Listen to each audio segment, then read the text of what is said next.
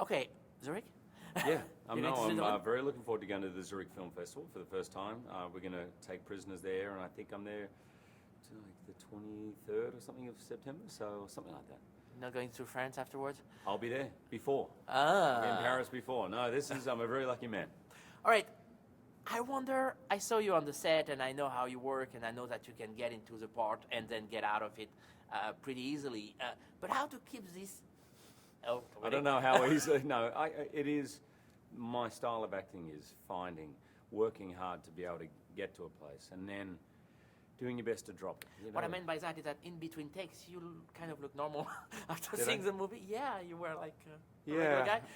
yeah. I'm not sure if I was completely normal because it's one of those things where I suppose I put everything in sporting terms, but once you're warmed up, you don't want to cool down. So you don't want to completely go off in another direction so that you can't dive back in there quickly.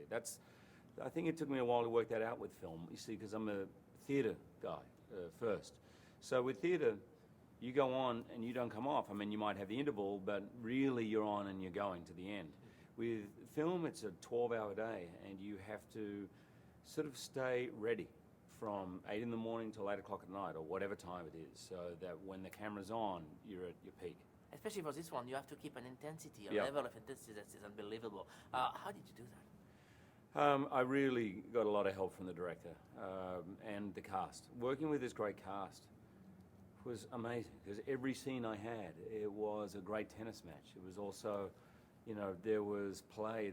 We had a great script. We had a chance to ad lib. We really created an atmosphere. Denis created an atmosphere where we could explore, because when you say the movie's intense, it is, and a lot of the emotions are not thought out. They're primal emotions. So when you go to that place, as an actor, you can't think it out too much. You have to kind of see what happens, and that scene in the bathroom with me and the Hammer and Paul Dano, I mean, I have to hand it to him because none of us knew any of that was going to happen, me included, and he certainly didn't. And you watch that scene, he never flinches, which is, I think I would have flinched. I want to talk about the moral, let's say, ambiguity of the movie. I mean, I'm a dad, you're a dad, and we all thought of that, and this is our biggest nightmare. And when I watched the movie yesterday, I was like, maybe I would go in this direction. Yeah. It's not excluded. How do you what's Well, your take this on is, that? I think Denis Villeneuve really loves the grey areas of life. He loves the ambiguity. He loves the difficulty of it. He almost sets you up as an audience. Oh, right, I'm going with this character, and I'm not sure if I'm with this character. And it really makes you, what that does, I think, is make you think long after the film finishes about yourself, what you would do in the situation. What is the effect of violence? What happens to people? How do they unravel? And really seeing the deepest, innermost, not necessarily pretty parts of ourselves. That's the thing. We used to movies that tell you what to think and where Right. to go, in which direction to go. But this one, even at the end, each possibility could have bring to the resolution that we have. How can people do with what they get from that? I think the film is gripping. Keeps you on the edge of your seat. It is in that way. It's a genre movie. It's a thriller, and you don't know where the twists and turns are going. And there is a cat and mouse and a ticking clock. But what happens is you're into that, and then at the end, you have to sit and think of the emotions you've been through. Think about what the movie's trying to say, and you have to kind of reconcile it all in your head. And like these situations, it's not pretty, it's not neat. And that's why I think the movie's called Prisoners. When violence occurs, which is everywhere in the world, there is no simple solution. There is really no winner. Everyone becomes a prisoner.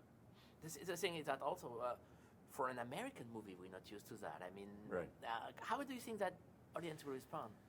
That's an interesting question. I'm excited to see how audiences respond. I think it is a smart movie. It does, it requires people to turn up and they'll be entertained, but they have to think a little as well. And I think that's good. And I think it's, obviously Aaron has written a great script. Alcon and Kira Davis, the producers, they backed this sort of very American company, and they really saw something here that is different, something that will stand out from the normal kind of thriller.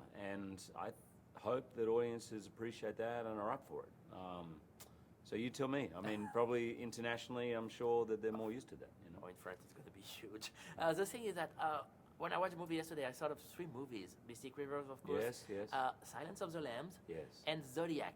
Maybe Yes. because of Jake, but there's also the atmosphere that is the same. Would you agree? Would you add some more? Yes, I thought a lot about Mystic River. You know, I always remember that scene of Sean Penn when he turns up to the crime scene and his daughter is in the gully and they're trying to hold him back. And I heard a story, by the way, that Clint had 2 or 3 cops there hired to hold him back, and he came up and he says, "You're going to need a lot more cops," you know. And so that scene that is so embedded in my head of maybe 12 cops trying to keep him back really stayed in my head a lot for this movie. It's that thing of one man using, or woman with their primal urges, in a way has the strength of 12. In a way becomes another person, because that urge to protect, that urge to look after your children is so strong that it almost goes beyond reason. And I think this is part of the thing the film is looking into. Sean Penn got his first Oscar for this one. Where are you going to put yours? I don't talk about that stuff. I'm still shocked they asked me to host it, man. You should come back. You were great. I know, I'd like to one day. I would love to do that, yeah. Talking about this, this is award season, and these kind of movies, they have to be placed in the award season to get an audience, to get promotion. What do you think of that? It should have this movie like all year long. Yeah. I mean, I don't mind the Wolverine and everything, but... No, I know what you mean. I think things are going to change. I think I read an interesting article about statistics. I quite like mathematics, so I was looking at the statistics that the model of putting big action movies in summer is really, the argument is not as strong as it used to be, that's the only time people will come and see it. So I think you'll see things mixing up. And by the way, I come from Australia where we don't have that culture. Oh, it's a summer movie. Oh, this is a fall movie. Movies sort of just appear whenever. I mean, obviously school holidays, you'll get kids' movies, but that's it. And so it's taken me a long time to get used to this seasonal thing of movies, and I think it'll change. So hopefully it will. What would you say to the Wolverine fans who were expecting something else from you? I mean, they're not gonna, except for the facial hair, there's not a lot of... No, there's not. I mean, but you know, I give a lot of credit to moviegoers. You know, hey, I can love, you know, Chris Nolan's Batman. I love that. And I can also I go with my kids to see Pitch Perfect, and I enjoy that too. You know, I think people can like different kinds of movies for good reason. Same with music. And I think audiences are far too often underestimated, you know, and I think this movie certainly doesn't underestimate audiences. What do you feel that is your place in Hollywood today? Do you care about that? Is something that matters to you? To a certain level, on a practical level. Which is? That maybe I'm a little greedy for great opportunities to work in movies like this, you know. And I know there are certain imperatives. There's a certain kind of where your place is, and in terms of what you're worth will give you certain opportunities over others. And, you know, the greatest power an actor can have, I think, is the power of choice. You know, the freedom to choose things, the freedom to work with great directors, the freedom to not work, you know, the freedom to be able to choose, which is the greatest luxury for an actor. I mean, I spent many years just hoping to pay the rent. So I got that one covered, which is great. And right now I'm enjoying a kind of luxury of choice I never thought I would have, and I'm really, really grateful for it, really grateful. Are you ready for another movie with Denis? Of course, I told him last night. Really? He just signed a deal with Alcon. Alcon was so impressed with him that they signed a 2-year deal. So there's no pressure, just whatever you got, whenever it is, just bring it to us. He has this And so I spoke to the head of Alcon, Andrew Kosova, and I said, Andrew, you better be mentioning me to Denis every day, all right? Do that for me. He has this project called Les Miserables 2.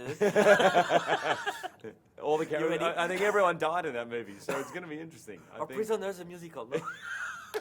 It's going to be all the characters in Prisoners, the musical. That's good, I like it.